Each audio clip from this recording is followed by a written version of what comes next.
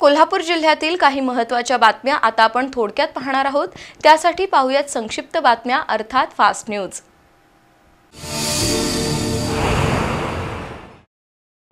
अतिवृष्टी आणि पुरामुळे कागल तालुक्यातील शेतीचं मोठं नुकसान झालंय। नुकसानीचे पंचनामे झाले असले तरी नुकसानग्रस्त शेतकऱ्यांना अजूनही भरपाई मिळालेली नाही।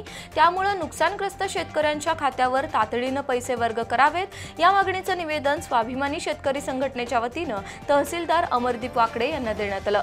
यावेळी तानाजी मगदूम, पांडुरंग चौगुले, नितेश कोगनोळे, ज्ञानदेव पाटील, संदीप पाटील यांच्यासह शेतकरी उपस्थित होते। जोल्ले उद्योग समूहाच्या श्री बिरेश्वर कोऑपरेटिव्ह क्रेडिट सोसायटीच्या कणेरी शाखेतील महिला कर्जदार सुशीला राजेंद्र कल्याणकर यांना विशेष मदत देण्यात आली। त्यांचे पती राजेंद्र कल्याणकर यांचं आकस्मिक निधन झालं। त्यामुळे संस्थेच्या सभासद कल्याण निधीतून सुशीला कल्याणकर यांना 30,000 रुपयांची मदत करण्यात आली। यावेळी संचालक दत्तात्रय पाटील, शाखा चेअरमन मधुकर पाटील, श्रीधर पाटील, भूपाल पाटील, शिवाजी पाटील, विलास पाटील उपस्थित होते।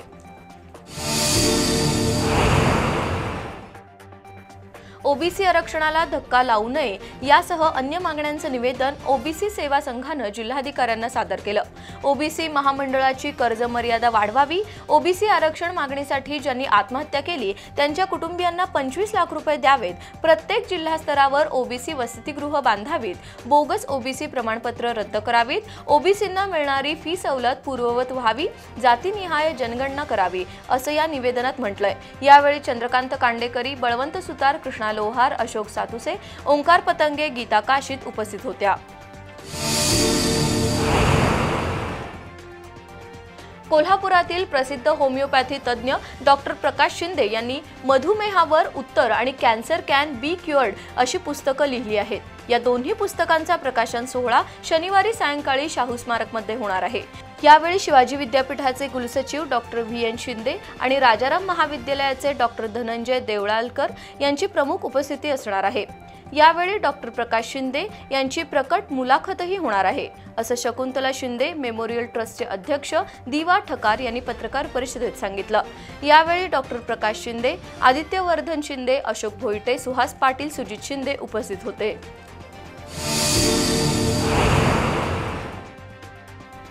इचलकरंजीतील जवाहरनगर परिसरात राहणारा सौरभ सुतार हा एका काजू कारखान्यात काम करत होता।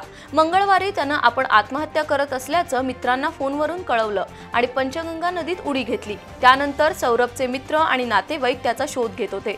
इचलकरंजीतील पंचगंगा नदी काठावरील वरद विनायक मंदिराजवळ सौरभची दुचाकी, मोबाईल आणि चप्पल सापडलं होतं।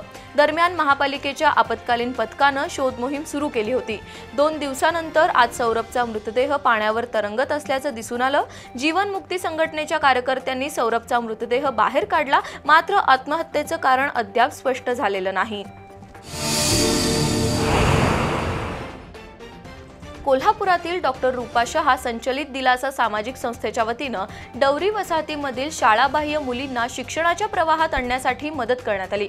या संस्थेनं मुलींसाठी रिक्षा वाहतुकीची सोय केली आहे। तसंच प्रतिभानगर इथल्या पद्मभूषण वि.स. खांडेकर विद्यालयाला संगणक भेट देण्यात आला।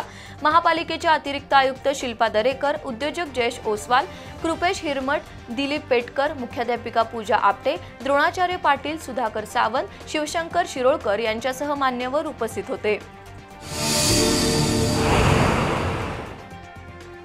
कसबा बावडा इथल्या छत्रपती राजाराम साखर कारखाना नोकरांच्या सहकारी पतसंस्थेचे अध्यक्ष म्हणून पांडुरंग आंबेकर तर उपाध्यक्ष म्हणून शिवाजी पाटील यांची बिनविरोध निवड करण्यात आली। माजी आमदार महादेवराव महाडिक, कारखान्याचे अध्यक्ष आमदार अमल महाडिक, संचालक दिलीपराव पाटील यांनी नूतन पदाधिकाऱ्यांचा सत्कार केला। यावेळी कारखान्याचे कार्यकारी संचालक प्रकाश चिटणीस, तज्ञ संचालक बबनराव कदम, सचिव सुहास पाटील, मदन वरुटे यांच्यासह संचालक मंडळ आणि कर्मचारी उपस्थित होते। स्वच्छता ही सेवा या पंधरवड्यांतर्गत कोल्हापूर शहरात आज स्वच्छता मोहीम राबवण्यात आली। सकाळी 7 ते 8 या वेळेत शहरातील सासणे ग्राउंड समोरील ताराबाई उद्यान, भगवा चौक परिसर, अंबाबाई मंदिर परिसर, राजाराम बंधारा परिसर आणि बिंदू चौक पार्किंगमध्ये स्वच्छतेची मोहीम पार पडली। या मोहिमेत सुमारे 35 टन प्लास्टिक, कचरा आणि तणकट गोळा करण्यात आलं। या मोहिमेत महापालिकेचे अधिकारी, कर्मचारी आणि स्वयंसेवी संस्थांचे पदाधिकारी सहभागी झाले होते।